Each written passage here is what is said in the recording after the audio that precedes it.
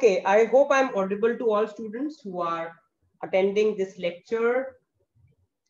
We intend to solve a few problems for the MA Economics entrance from Delhi School of Economics.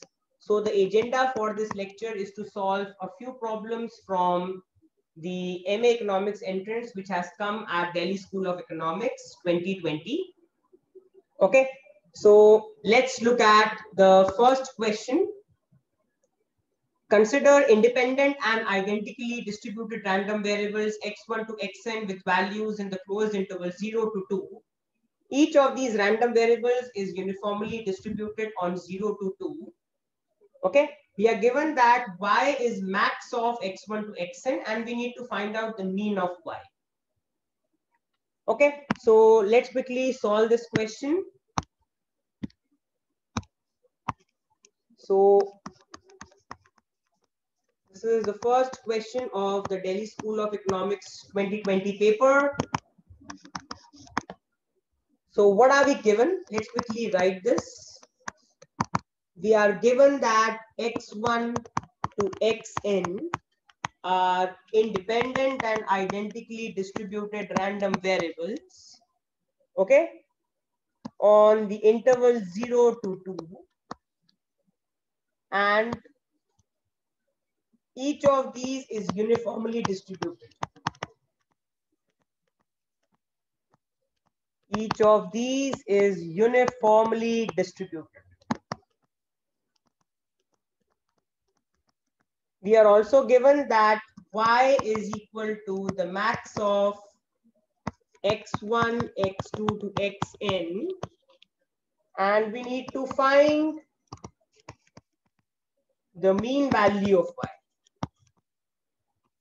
Okay, so let's solve this question. Now all students can recall from my statistical methods for economics course, what is expected value of y if I go by the formula for expectation of a random variable.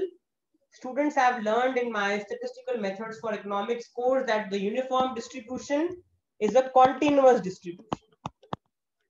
And how do we find the expectation of a continuous random variable? Integral y times the probability density function f of y dy. And y is nothing but max of x1 to xn, and x1 to xn are defined over the interval 0 to 2. So my expected value of y will be integral from 0 to 2 y times its probability density function f of y. Where f of y is what? We can write that f of y is the probability density function of the random variable y. Now, in order to find the probability density function, first of all, we need to find the cumulative density function. Okay, so what is the cumulative density function of y? We denote it by f of y. This is the cumulative density function of y. All students can recall by definition of cumulative density function, what is capital F of y? It is the probability that capital Y takes the value less than equal to small y. Capital F of small y by definition is nothing but probability that capital Y takes the value less than equal to small y. Now what is capital Y? Capital Y itself is nothing but max of x1 to xn. So I can write max of x1, x2 dot dot dot xn less than equal to y. Okay, we can write it like this. Now all of us know that x1 to xn are independent and identically distributed random variables. Now, since they are independent and identically distributed random variables, I can write it the above expression like this: probability max of x1 to xn. Suppose I say that the max is x1. So max of x1 to xn is x1 less than equal to y. But since we are saying that x1 to xn are independent and identically distributed random variables, so I can have this whole thing, since we have n random variables, I can write it as probability of x1 less than equal to y to the power n, because what holds true for x1 less than equal to y also holds true for x2 less than equal to y, x3 less than equal to y, and so on till xn less than equal to y. Remember, x1 to xn are independent and identically distributed. They all have the same identical distribution. Since they are identically distributed, if I hypothetically take x1 less than equal to y, it will be raised to the power n, because the same result is also going to hold true for x2, x3, dot, dot, dot, xn. Okay, now what is the probability of x1 less than equal to y? Now that is going to be nothing but you apply the formula for uniform distribution, which we had done. What is the probability density function of f of x? So if I write f of x, this is nothing but my a, this is nothing but my b. All of us know what is the density function of a uniform distribution, 1 upon b minus a, which is nothing but 1 upon 2 minus 0, which is half. Okay, so I can write it like this, that this is nothing but integral from 0 to 2, not 0 to 2, let me correct myself, this is integral from 0 to y. Probability density function is half. It is nothing but half times dx. I can write it like this. Okay, and now what will this come out to be equal to? So let's solve this up further. Remember, we are calculating the probability of x1 taking the value less than equal to y. And this whole thing is also raised to the power n. So let me correct this slightly. This is whole thing raised to the power n. So I can instead write it like this.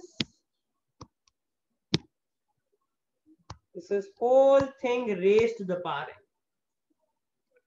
So let me explain the process still here to all students.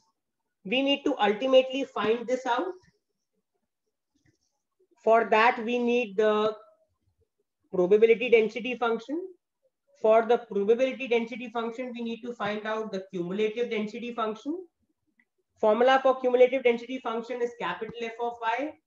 From my statistical methods for economics course, by definition, it's nothing but probability of capital Y less than equal to small y. Capital Y is nothing but max of x1 to xn less than equal to small y. Now, x1 to xn are independent and identically distributed random variables. That means all these random variables x1 to xn have identical distribution. So it allows me to write it like this. If I take any x, suppose I take x1, I can write probability of x1 less than equal to y. Okay, if you want to understand it, I can make this step even more clear so that students are crystal clear. When I say that max of x1 to xn is less than equal to y, I am saying probability of x1 is less than equal to y, and means multiply probability of x2 less than equal to y. Remember, and in probability theory, and means you multiply probability of x, and I can stretch it on. So probability of x1 less than equal to y times probability of x2 less than equal to y, and this I can multiply n times and write probability of xn less than equal to y.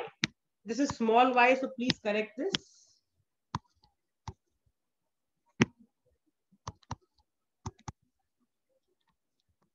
Okay, so I can write it like this. Now I can write it further like this, that since all the xi's are independent and identically distributed, I can write it as probability of x1 less than equal to y whole to the power n. I can write it like this. The reason I can write it like this is because all the xi's are independent and identically distributed. Okay, so now how can I write this? Now we can quickly find the probability of x1 less than equal to y. What will be the probability of x1 less than equal to y? Integral from 0 to y f of x dx. Okay, now what is f of x? All of us know that for a uniform distribution, this is my PDF, probability density function. B is 2 and A is 0. So 1 upon B minus A, which is half. So I can write integral 0 to y half times dx, which is nothing but x by 2, which I run from 0 to y. X by 2, if I run from 0 to y, what do I get? Y by 2. I get y by 2, right? So my probability of x1 less than equal to y is nothing but y by 2. So I can write y by 2 whole to the power n, because probability of x1 less than equal to y is y by 2. To the power n makes it y by 2 to the power n. So what is this? This is nothing but my cumulative density function, capital F of y. Now, how do we find the probability density function from the cumulative density function? Okay, so if all students can recall, if I erase the initial part now, all students can recall from my statistical methods for economics course that when we differentiate the cumulative density function, we get the probability density function. Students can recall this from my statistical methods for economics. Now my capital F of y is y by 2 to the power n. So if I differentiate it with respect to y, f dash y will be, if I differentiate with respect to y, what do I get? N y to the power n minus 1 upon 2 to the power n. This is my probability density function of y. So once I have obtained the cumulative density function, I differentiate it with respect to y, I get the probability density function. Now our job is to put it in the formula for expected value of y. So if I erase everything off and if I now put everything in the expression for expected value of y, I am going to get the required answer for this particular question. Okay, so erasing all this off, let us now put this value of f of y, which we have got in the expected value of y. So I can write therefore expected value of y will be equal to integral from 0 to 2 y times f of y is how much? N y to the power n minus 1 upon 2 to the power n times dy. Now students should know the basic integration. How do we integrate it? First of all, you need to understand we are integrating with respect to y. When we are integrating with respect to y, all of the factors are constant. So n and 2 to the power n come out of the integration because they are constants, times integral 0 to 2 y and y to the power n minus 1 make it y to the power n times dy. What is the integration of y to the power n in general? It's y to the power n plus 1 upon n plus 1. And this expression we are going to run from 0 to 2. So if I put y as 2, we get 2 to the power n plus 1 upon n plus 1 minus if I put y as 0, we get 0. So what do I get? N upon 2 to the power n times 2 to the power n plus 1 upon n plus 1. So this cancels with the power. So what do I get? 2 to the power n plus 1 minus n makes it 2 to n upon n plus 1. This is my final answer for this question. So I can say therefore expected value of the variable y is 2n upon n plus 1. So if I come to that question, what is the correct choice? Let's look at the correct choice for that question. So our correct choice is option C, 2n upon n plus 1. Okay, so hoping students have understood the first question. Let's now look at the second question.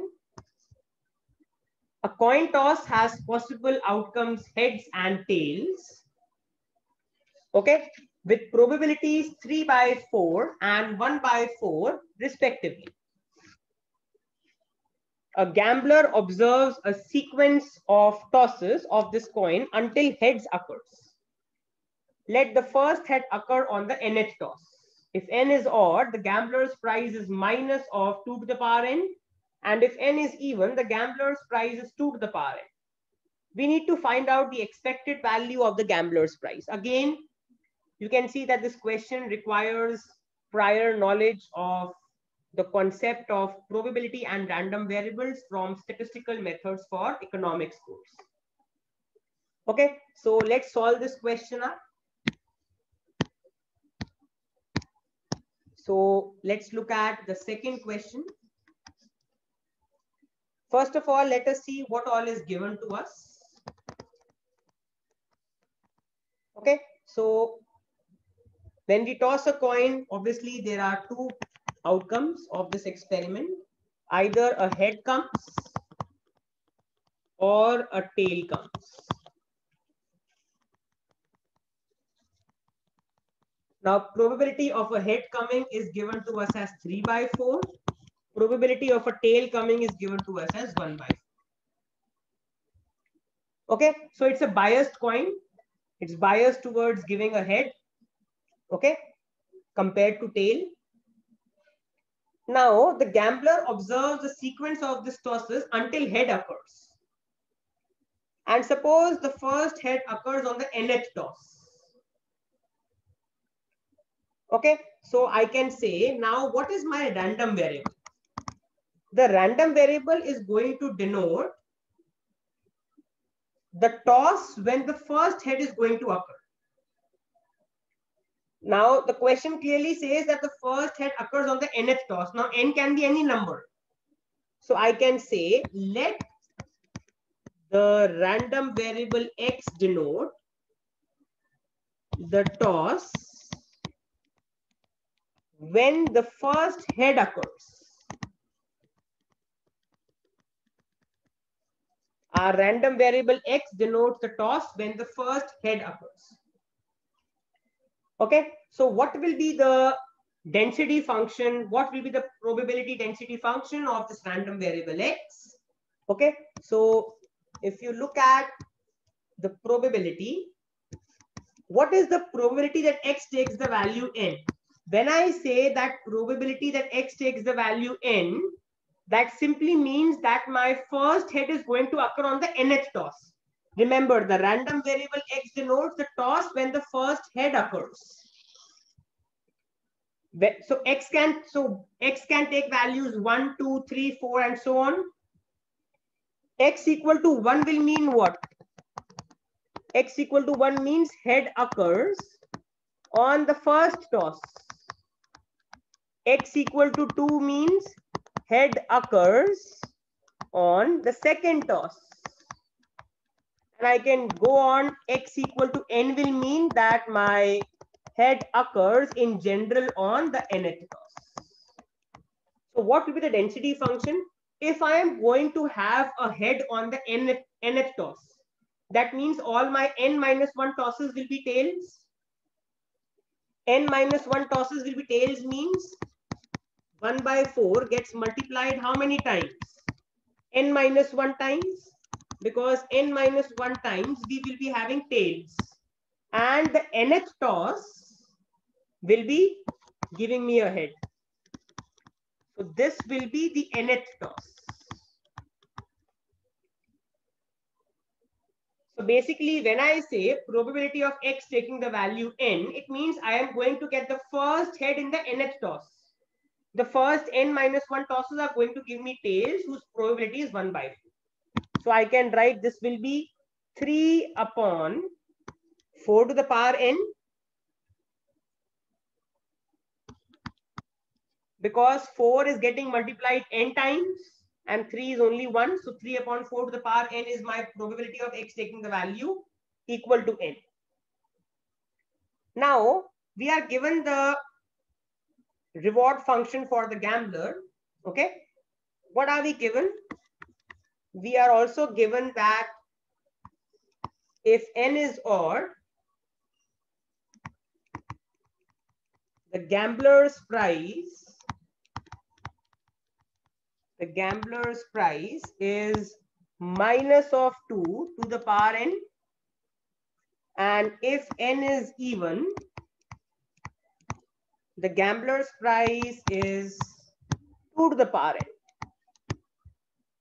So I can define the function for the reward function for the gambler as follows. So f of n in general, so f of n will be equal to minus of 2 to the power n if n is odd, and it's going to be 2 to the power n if n is even. Where again n denotes the nth toss. N denotes the nth toss. Okay, so this is the function of the gambler, reward function. I can say the gambler's price function. Okay, now we need to find out expected value of the gambler's price. Okay, so let's now find the expected value of the gambler's price. So erasing this off, let's erase the initial part.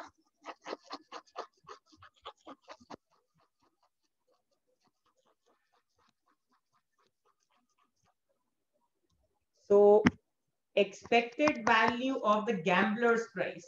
Now gambler's price function is this, but this function is in terms of the nth toss. Okay, but if you can clearly see x and n denotes the toss and x is the random variable. Remember, n is not the random variable. N denotes the toss and x denotes the toss when the first head occurs. So we need to actually find expected value of f of x. F of n is in general my gambler's reward function. This is my gambler's reward function.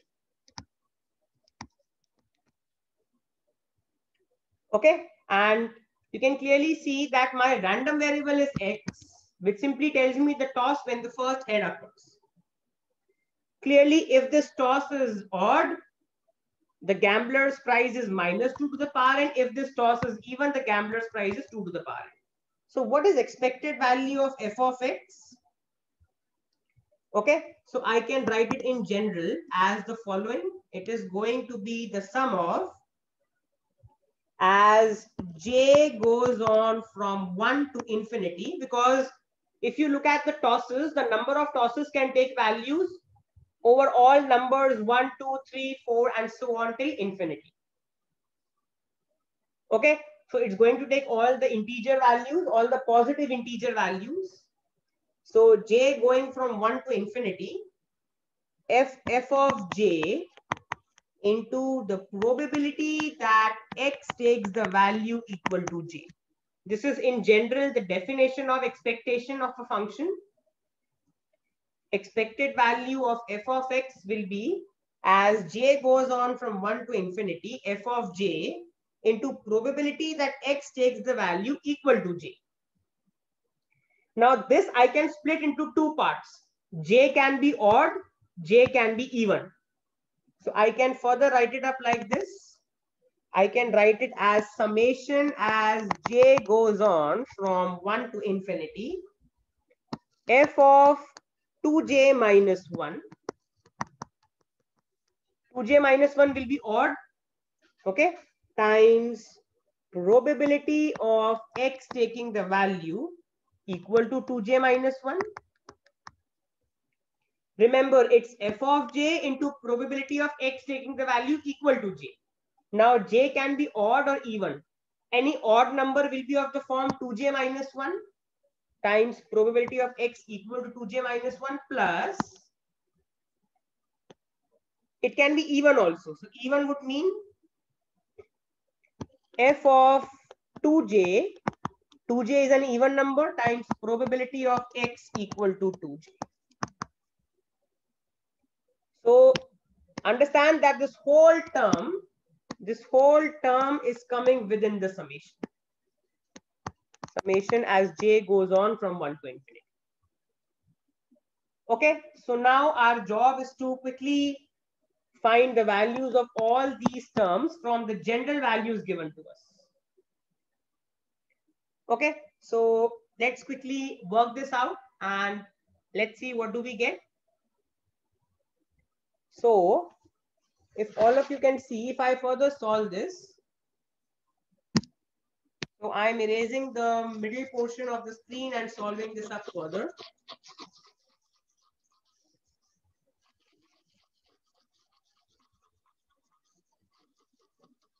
Okay, so it's going to be as follows.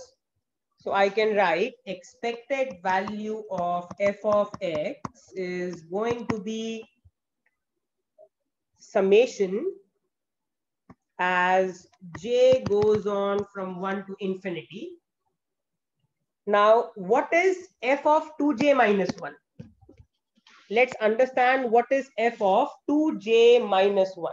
So what is f of n? F of n is this. Now 2j minus 1 is odd. Odd means minus of 2 to the power n. So if f of n is minus of 2 to the power n, then f of 2j minus 1 will be minus 2 to the power 2j minus 1 times probability of x taking the value 2j minus 1.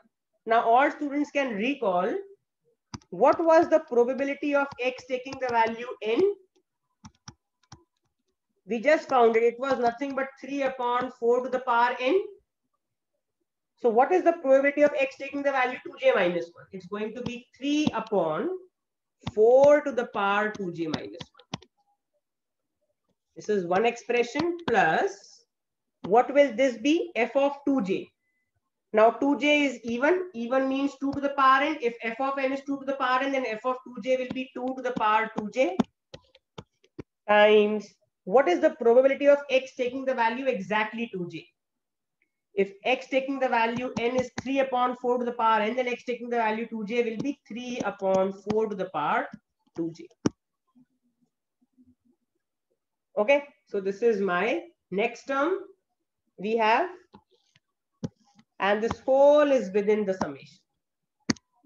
Okay, so now erasing everything off, let's now evaluate this term. So first of all, let us see if we can take some terms common from both these expressions. Let's see if some terms can be taken up as common. So this comes out as summation as j goes on from 1 to infinity. I can take 3 upon 4 to the power 2j minus 1 common. And I can take 2 to the power 2j minus 1 common. So inside, what am I left with? I am left with minus 1. Okay. And I am left with 2 by 4. So within this term and this term, if I take this term common inside, I am left with this. 2 by 4 I can write as half. 2 by 4 I can write as half. So this further becomes summation as j goes on from 1 to infinity. 3 upon 4 to the power 2j minus 1 times 2 to the power 2j minus 1 times minus half plus 1 is minus half. This I can further write as, now 3 into minus half is a constant, minus 3 by 2, it comes out of the summation, times summation as j goes on from 1 to infinity. What do I get? 2 to the power 2j minus 1 upon 4 to the power 2j minus 1. This I can write as minus 3 by 2 times summation as j goes on from 1 to infinity. I can write it as 2 by 4 whole to the power 2j minus 1. And 2 by 4 I can write as half. Okay. Now, if I erase the initial portion, and if I solve this up further, you can see it's a geometric progression being formed. All students should know geometric progression from mathematics. Okay, so if you look at, if I further solve this on the top, this becomes minus 3 by 2 times. If I expand this, it is half to the power, j taking the value 1 will be half, plus if I put j equal to 2, 2 to the 4 minus 1, 3, half cube, plus if I put j as 3, I get half 5 and so on. You can see it's an infinite geometric progression. Sum of infinite GP is how much? All students can recall that the sum of infinite GP is equal to A upon 1 minus R. So my first term is A. My common ratio is half square. So this is minus 3 by 2 times half divided by 3 by 4. It's going to be minus 3 by 2 times half into 4 by 3. 2 and 2 cancel with 4. 3 and 3 cancel. My answer is minus 1. This is nothing but my expected value of the gambler's price. So my final answer for this question is minus 1. So if I come back to the paper, what is my answer? Minus 1. Expected value of the gambler's price is minus 1. Okay, let's now look at question 3. Suppose two fair dice are tossed simultaneously. What is the probability that the total number of spots on the upper faces of the two dice is not divisible by 2, 3, or 5? Okay, so let's quickly solve this question. It's again a simple question of probability. So our experiment is that two dice are tossed. Now, all students should know that when two dice are tossed, what are the total number of outcomes? The total number of outcomes are 6 square, which is 36. In general, when n die are tossed, total number of outcomes is 6 to the power n. When two dice are tossed, it's 6 square. Okay. Now, when two dice are tossed, what are the possible sums I can have on the two dice? So suppose I have tossed two die. Every die is going to show me a number between 1 and 6. What are the sums I can have? If I sum up the numbers, what are the possible sums I can have?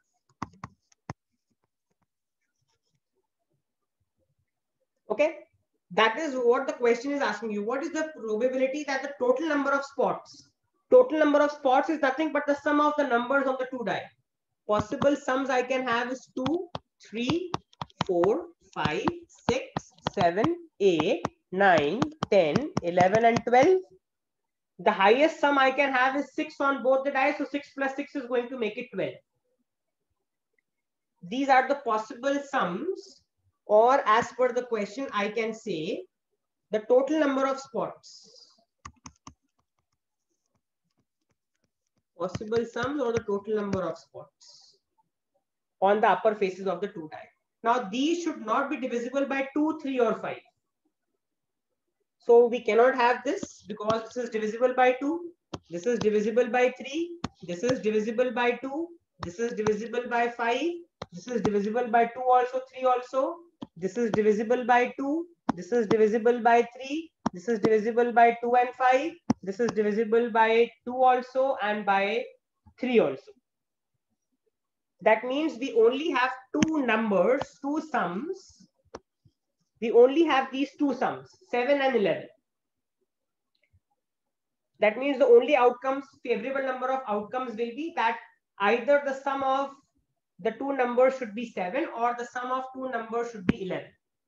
Now, what are the cases in which I can get the sum as 7? Let's look at the cases where we can have the sum as 7. Okay, so I can have 1, 6. I can have 6, 1. I can have 2, 5. I can have 5, 2. I can have 3, 4. And I can have 4, 3.